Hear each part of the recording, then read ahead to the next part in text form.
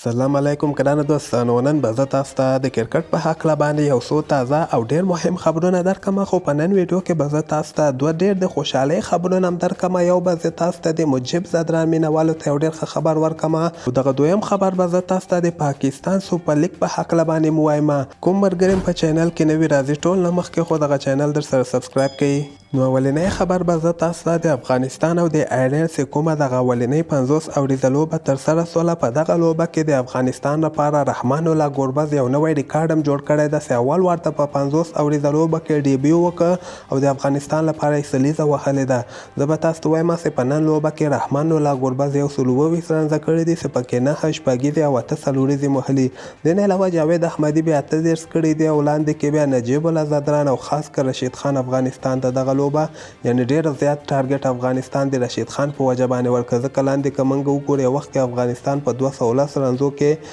شپږ لوبغاړي ورسوي ول، خو چې کله نه رشید خان راووته نجیب زدران سره ډیر ښه پارټنرشپ وکړ. دغه لوبه کې افغانستان آیرلینډ ته 208 رنزه ورکړل، آیرلینډ هم بیا ورنږدې کړی و، یعنی آیرلینډ 201 رنزه کړي دي او همدغسې ټول اورونه بیا ختم سوي دي. د افغانستان بالران به زه تاسو ته وایم چې په نن لوبه کې نوین الحق 3 لوبغاړي اوټ کړي دي، مجیب 2 لوبغاړي اوټ کړي دي، ګلبدین او نبی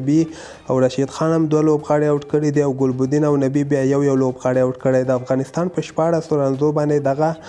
اولنۍ 50 اوریزه لوبه ګټلې ده، او د افغانستان او د آیرلینډ دغه دویمه 50 اوریزه لوبه چې کومه یوه ده، دغه به د یکشنبې په ورځ باندې ترسره کیږي، او همدغسې 4 جنوري باندې به دغه دویمه 50 اوریزه لوبه ترسره کیږي، چې د افغانستان په وخت باندې به دغه لوبه هم سهار ټایم کې 10 بجې شروع کیږي. او د نه علاوه به زه تاسو ته د مجیب زدران په هکله باندې یو ډیر زبردست خبر درکړم چې آکاش چوپړه چې د هندوستان پخوانی لوبغاړی و او نن سبا ډیر مشهوره کمنټیټر هم ده، د بیا دغه خبره کړې ده دا کال ته به مجیب زدران ډیر قیمته بیه باندې اخیستل کیږي په آی پی ایل کې. دا خبره کړې ده چې مجیب زدران امکان لري په 8 کروڑه هندي پیسو باندې واخیستل سي. او زه به تاسو وایم چې ممبئی انډین، رویل چیلنجر بنګلور، دغسې کولکاتا نایټ رایډر، دغه ډېر ټیمونه نظر به په مجیب زدران باندې یو. دغه به هم زه تاسو ته وایم چې د آی پی ایل اکشن چې کوم دي، دغه به فروری میاشت کې ترسره کیږي، شرم فروری باندې به د آی پی ایل کې دغه لوبغاړي اخیستل کیږي. او د نه علاوه به زه تاسو ته د پاکستان سوپر لیګ په هکله باندې یو خبر درکړم چې پاکستان سوپر لیګ کې که موږ وګورو د افغانستان قیس احمد، رشید خان، محمد نبی او مجیب زدران او د نه علاوه نور احمد اخیستل سوي دي. دغه 15 لوبغاړي د افغانستان اخیستل سوي دي، او دغسې خبرونه راغلي دي هغه زیمبابوې سره چې د افغانستان یو سیریز په فروری میاشت کې ترسره کیدونکی، او دغه سیریز یعنی وایرس له وجې نه به کینسل سي، او همدغلته به د افغانستان رشید خان، محمد نبی دا څومره لوبغاړي هم دي